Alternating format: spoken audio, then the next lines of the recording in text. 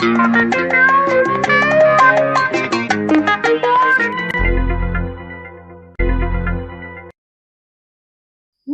எங்க போயிட்டு வர இவ்வளவு நேரம் ஆகுது? பையன் கையுமா எடுத்துட்டு வந்துக்கிற?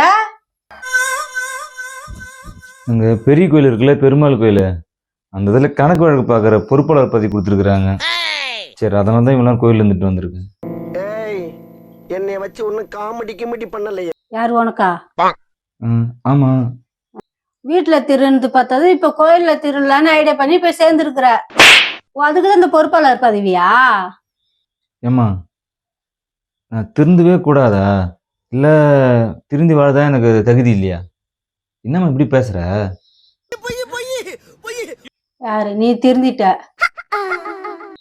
ஆமா. அத நான் நம்பணுமா? வீட்டுல இருக்கிற ஜாமான் சட்டை ஒண்ணு கூட விடாம திருடி எடுத்து போய் தின்னு போடுற. ஒன்னெல்லாம் நம்பி யாரு கோயில்ல விட்டது? கோயில் தான் விளங்குமா இல்ல ஜாமான் சட்டை தான் இருக்குமா?